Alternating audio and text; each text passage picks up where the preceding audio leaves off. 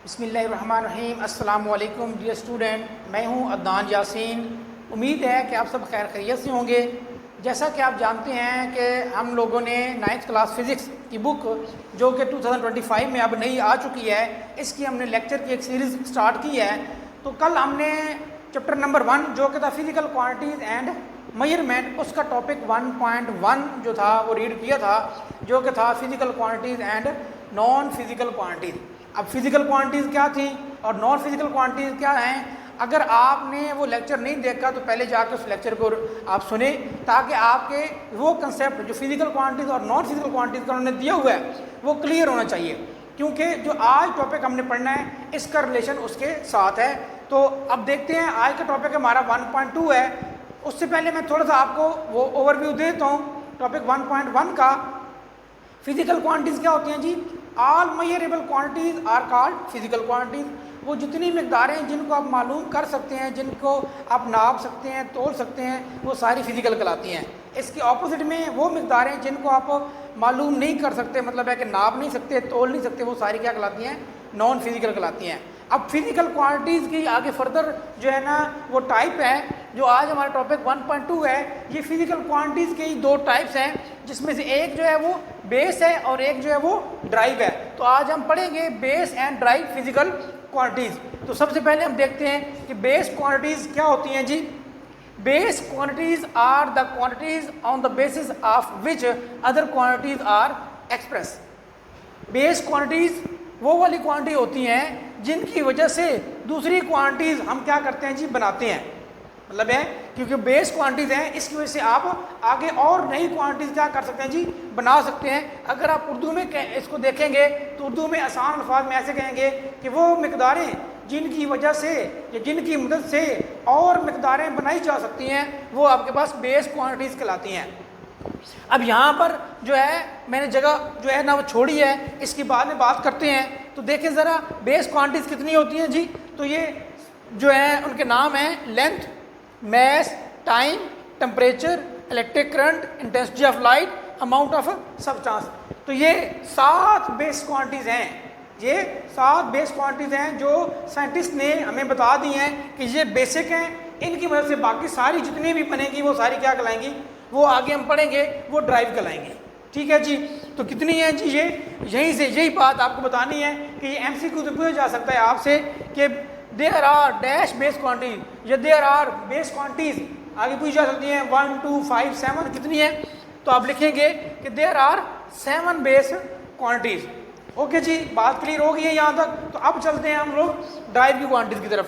तो हमने कहा है बेस क्वांटिटी से जो मकदारें निकाली जाएंगी उनको हम क्या कहेंगे जी, ड्राइव कहेंगे। तो हम इसकी डेफिनेशन भी देख लेते हैं। Derived quantities are all those quantities which can be defined with reference of base quantities। वही बात आ गई है दोबारा। ड्राइव मतलब माखूज जो अखज़ की जाएंगी, निकाली जाएंगी। तो derived quantities are all those quantities, वो ड्राइव क्वांटिटीज वो सारी मकदारें which can be defined with reference of base quantities, जो हम बेस क्वांटिटीज की मदद से क्या करेंगे, डिफाइन करेंगे, वो सारी क्या कहलाएंगी, आपके पास ड्राइव क्वांटिटीज कहलाएंगी। या आप कह सकते हैं कि वो ड्राइव हैं, या आप कहें आसान अल्फाज में कहें कि ड्राइव क्वांटिटीज वो वाली होती हैं जो बेस क्वांटिटी से मिल के बनी हो। आप दो बेस क्वांटिटीज मिल के एक ड्राइव क्वांटिटी नहीं बना दे, 3 मिल के बना दें, 4 मिल के बना दें, तो वो डिपेंड करता है कितनी बेस क्वांटिटीज मिल के एक नई जो है वो ड्राइव क्वांटिटीज बना रही हैं। इसी एग्जाम्पल में देखें ज़रा, एरिया, स्पीड, फोर्स, वर्क, तो ये सारी क्या है, ये ड्राइव क्वांटिटीज़ हैं। मगर इनको बनाया किसने है, इनको बेस क्वांटिटीज़ ने बनाया है। कैसे बनाया जी, हम इसमें देख लेते हैं। लेट कर लें, हमारे पास पहला जो है वो एरिया है। तो एरिया, अब आपको पता है मैथ का फार्मूला याद करें तो उसके मुताबिक जो लेंथ मल्टीप्लाई बाय विड्थ होता है उसको हम क्या कहते हैं जी, एरिया कहते हैं। फिजिक्स में जो विड्थ होती है उसको भी आप लेंथ ही कंसिडर करते हैं। तो हमें यहाँ से पता चला कि लेंथ मल्टीप्लाई बाय लेंथ मतलब है कि एरिया जो है वो 2 टाइम लेंथ को मल्टीप्लाई करने से बना है। तो लेंथ क्या है, लेंथ हमारे पास जो है वो बेस क्वांटिटी है। इस तरह आप आगे देखें, स्पीड, स्पीड क्या है जी, स्पीड हमारे पास है जी डिस्टेंस ओवर टाइम। अब आपको पता है डिस्टेंस ओवर टाइम, अब डिस्टेंस जो है वो कौन सी क्वांटिटी है, बेस क्वांटिटी है। टाइम वो भी एक बेस क्वांटिटी है। तो डिस्टेंस और टाइम ने मिल के एक नई क्वांटिटी बनाई है जो कि है स्पीड, जो कि एक ड्राइव क्वांटिटी है। तो इसी तरह जो ड्राइव क्वांटिटीज होंगी वो सारी, ड्राइव का मतलब ही यही है कि अखज़ करना, निकालना, तो वो सारी जो बेस क्वांटिटीज से मिल के निकाली जाएंगी या बनाई जाएंगी वो क्या कहलाएंगी हमारे पास, वो ड्राइव क्वांटिटीज कहलाएंगी। इसके बाद अगला हमारे पास जो है इसी के अंदर एक टॉपिक जो फर्दर है वो है मेजरमेंट ऑफ फिजिकल क्वांटिटीज़। मतलब है कि आप देखें ज़रा कि जब हमने पढ़ लिया है कि फ़िज़िकल क्वांटिटीज़ क्या होती हैं और नॉन फिज़िकल क्वांटिटीज़ क्या होती हैं, फिर उसमें हमने बेस और ड्राइव भी पढ़ लिए हैं। अब उन फिज़िकल क्वांटिटीज़ की मेजरमेंट कैसे की जाए। आजकल तो ये बहुत आसान है ना, किसी भी चीज़ की मेजर करना, किसी की लेंथ लेना, किसी का मैथ मेजर करना या टाइम मेजर करना, ये तो बड़ा आसान काम है। मगर अगर आप सोचें पुराने ज़माने में जब ये स्टैंडर्ड नहीं थे, ये जब ये आप कह लें कि इंस्ट्रूमेंट नहीं थे या इनको मालूम करने के तरीके हमारे पास नहीं थे, तो तब कैसे करते होंगे।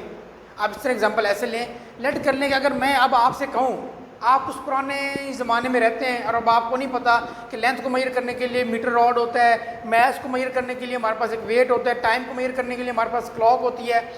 आप पुराने ज़माने में हैं, आपको नहीं पता, और आपसे मैं कहूँ कि मुझे बताएं इस बोर्ड की यहाँ से लेके वहाँ तक कितनी लेंथ है, तो आप कैसे मेजर करेंगे। तो सब एक बार पहले सोचेंगे। फिर आप में से कोई जो है ना वो एक बच्चा होगा जो बड़ा फुर्ती के साथ, तेज़ी के साथ आएगा और सर कहेगा सर मैं नापता हूँ। वो क्या करेगा, वो गिट्ठे मारना शुरू कर देगा। पंजाबी में कहते हैं ना हाथ ये गिट्ठे, 1 2 3 4 5 6 7, वो सर बता देगा सर 7 गिट्ठे। मगर ये 7 गिट्ठे क्या मतलब है। अब ये 7 गिट्ठे क्या ठीक है सबके लिए। हर एक बंदा जो आएगा और इनको नापेगा तो क्या इस बोर्ड की जो लेंथ है वो 7 गिट्ठे ही होगी। या एक दूसरा बंदा आता है, वो कहता है सर मैं जो है ना, वो उसके साथ अपना बाजू रिलेट कर लेता है, सर 1 बाजू 2 बाजू 3 4 बाजू, क्या ये भी ठीक है। और एक बच्चा और आता है, वो उठता है, कहता है सर मैं मेजर करता हूँ, वो कहता है जी सर 1 स्टेप 2 स्टेप, सर 2 कदमों के बराबर है। तो क्या ये सारा ठीक है? क्या कोई वाकई इसको हर बंदा मान लेगा, एक्सेप्ट कर लेगा? तो नहीं, ऐसा नहीं होगा, ऐसा नहीं होगा। क्योंकि जैसे मैंने पहले बताया है कि जब आप ये अपना हाथ, जिसको आप पंजाबी में गिट्ठे कहते हैं, अगर लेट कर ले, मैंने लिए हैं 7 आई हैं, क्या पता किसी का हाथ मेरे से बड़ा हो, क्या पता उसकी 6 आ जाए, 5 आ जाए, और कोई छोटा बच्चा हो, जैसे स्टूडेंट हैं आप लोग, और आपका अगर देखेंगे तो क्या पता आपके जो है वो 9 बन जाए, 8 बन जाए। तो ये कोई फिक्स तो ना हुआ, ये तो हर बंदे के लिए डिफरेंट हो जाएगा। सेम किसी का बाजू छोटा होगा, किसी का बड़ा होगा, इस तरह किसी का स्टेप जो होगा वो बड़ा होगा, किसी का छोटा होगा। तो क्या करना पड़ेगा, हमें कोई उसके लिए प्रॉपर एक स्टैंडर्ड बनाना पड़ेगा। तो वो कैसे बनेगा जी, इसके लिए क्या किया, इसके लिए साइंटिस्ट ने, आप कह लें जी 2 स्टेप इन्वॉल्व होने चाहिए इस चीज़ को मेजरमेंट के लिए। 2 स्टेप्स क्या क्या हैं। पहला है चॉइस ऑफ स्टैंडर्ड। पहली बात है कि आपको इसके लिए यूनिट लेके आएँ उस चीज़ के लिए। जैसे लेट कर लें, ये जैसे बनाया गया 1 मीटर रॉड, तो जिसने भी कहा होगा उसने कहा होगा जी जैसे लेट कर लें सर ये एक लकड़ी है, 1 और ये 2, ये 2 इस लकड़ियों के बराबर हैं। अब इस लकड़ी, ये लकड़ी छोटी भी तो हो सकती है, बड़ी भी तो हो सकती है। फिर उसने कहा होगा साथ ही कि सर ये जो है ना, उस बच्चे ने, किसी ने लेट कर लिया होगा, उसने कहा होगा सर ये जो है ना ये 1 मीटर है। या आप कह लें कोई साइंटिस्ट होगा या कोई और आदमी होगा जिसके ऊपर ये बात हो रही होगी, उसने कहा था जी कि पहले तो उसने कहा ये लकड़ी जो है ये 2 बार अगर हम काउंट करेंगे तो ये इस बोर्ड की लेंथ आएगी। मगर 2 बार अगर कोई लकड़ी बड़ी हो जाए फिर क्या करेंगे, कोई लकड़ी छोटी हो जाए फिर क्या करेंगे। साथ ही उसने ये भी कह दिया कि जी ये लकड़ी जो है ना ये 1 मीटर की है। ये कितनी है जी, ये 1 मीटर है। अब जितनी भी लकड़ी जो इसके बराबर की होगी वो 1 मीटर की कहलाएगी। और दुनिया में कहीं पे भी आप जब उसको कहेंगे कि मैंने ये जो लेंथ ली है ये 2 मीटर है, 3 मीटर है, 4 मीटर है, तो फिर वो समझ जाएगा। जब ये स्टैंडर्ड बन जाएगा, पूरी दुनिया में ये स्टैंडर्ड माना जाएगा।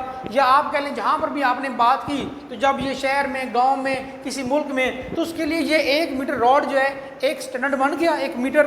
तो अब इसकी लेंथ जितनी है ये अब 1 मीटर कहलाएगी। और इससे आगे जितने भी आप नए मीटर रॉड बनाएंगे वो सारे भी क्या होंगे, 1 मीटर के ही बनाएंगे।